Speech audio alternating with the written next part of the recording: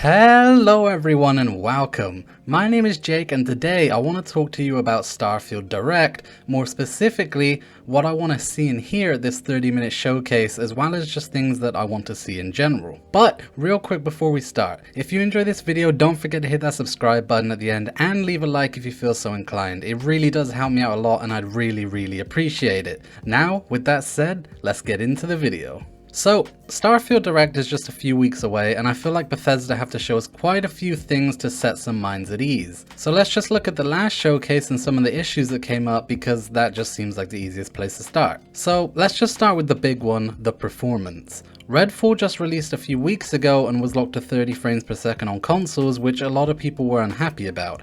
And although it wasn't developed by Bethesda, Arcane is of course a Bethesda studio, so of course some people are thinking that Starfield may get the same treatment. Todd Howard actually said in an interview with Lex Fridman that he doesn't mind sacrificing some performance for fidelity, and that he is perfectly fine with Bethesda games running at 30 frames per second.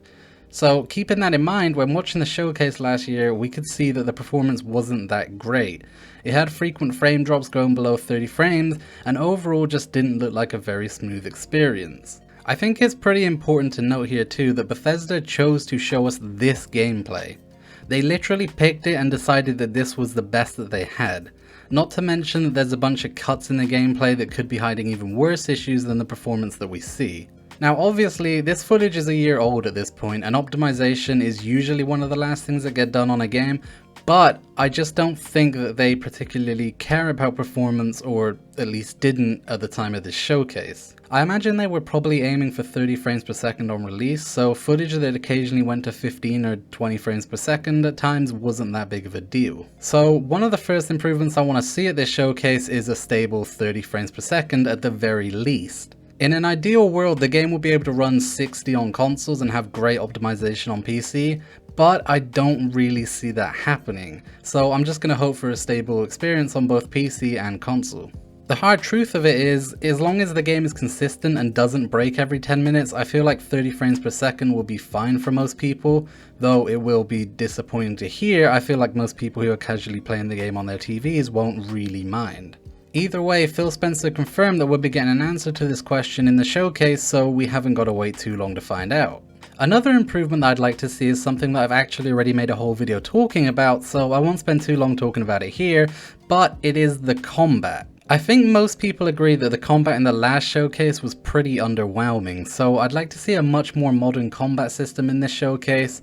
We know there's not going to be gore in the game, and honestly that's fine, but at least show us some more punch to the weapons and some smarter AI systems in place. Also, something I didn't really mention in my combat video but just thought about, will there be other combat tactics than just guns and melee? Will we see some sort of tech option involved, like for example, can I hack someone's jetpack to explode, or maybe make a glove that freezes people?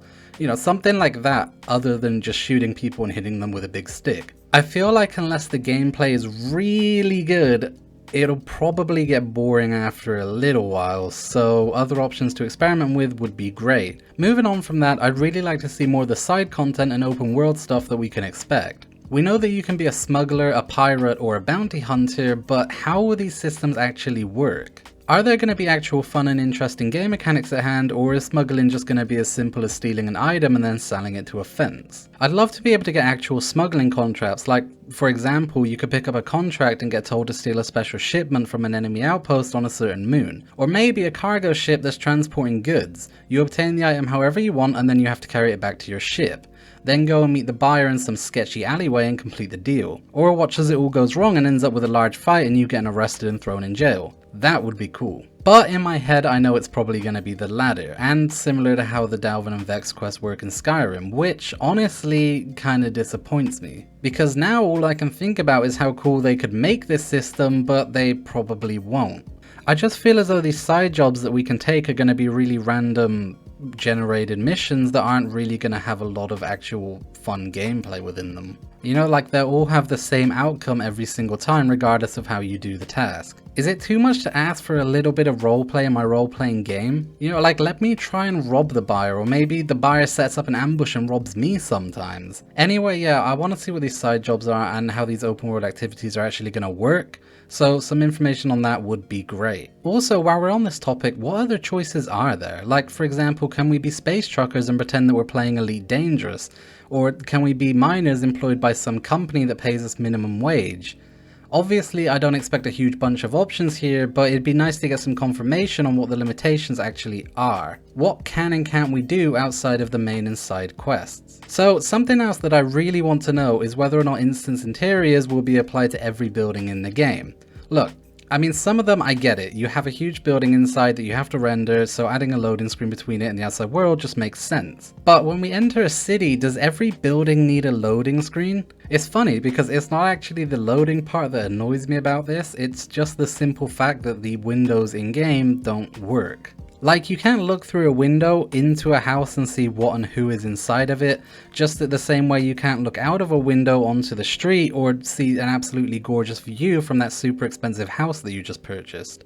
Literally every other open world game does this, and it goes a long way for immersion, so I think it's about time that Bethesda caught up and figured out a way around this. Again, it's not something that I think will happen, I'm just wishful thinking here. I just really want to see a Bethesda game with actual functioning windows. Please, Todd, give us windows. Anyway, moving on from that, the next thing I'd like to see is land vehicles.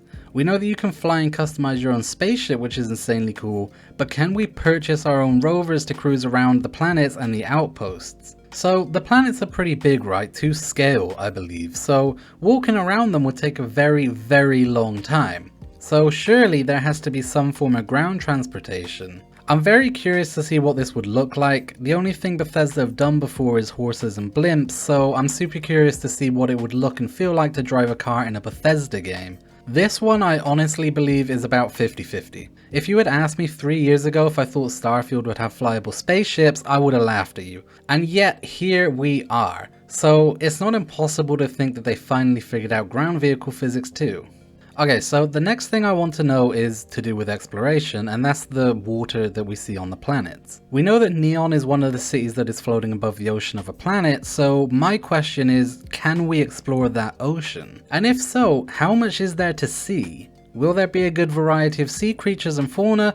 Can we find underwater ruins and settlements? I think it'd be really cool to add that extra layer of exploration to the game, and I'd love to see some underwater gameplay in this showcase. While we're on the topic of exploration, I feel like this links with the quest stuff I was mentioning earlier too, but I'd love to see the Radiant features a lot more in depth. What are the limitations and how has it evolved from their previous games? Like, for example, can the game generate a random outpost for a bounty or smuggling mission, and how different can each generated outpost actually be? Can it generate entire towns and friendly outposts, and how much do they use this tech throughout the game compared to the handcrafted content? I really think procedural generation is a cool idea, but when it's used in games it often feels weak, like in No Man's Sky for example. Sure, yeah, there are millions of planets, but they all kind of feel boring. Outposts are just the same set of buildings used over and over again, and planets rarely ever feel that unique. Don't get me wrong, the game has improved a lot over the years and I have 200 hours of enjoyment from it, but the planets just mostly felt the same after like 30 hours or so. I feel like I've seen them all. I know procedural tech has its limits and that's fine, I just don't think you should rely so much on it if you haven't found a reliable way to work around those limits.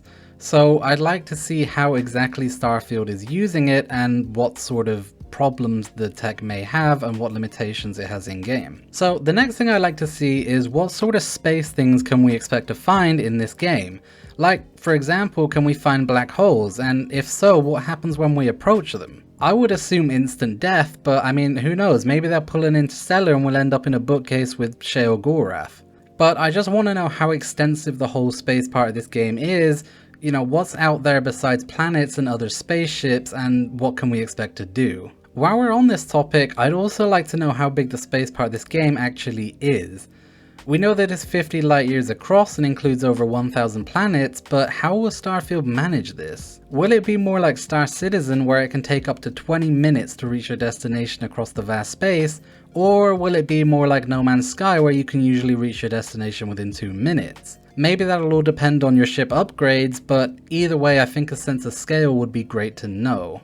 But moving on, the next thing I'd like to see, and arguably the most important, is a more in-depth look at the RPG mechanics going on within the game.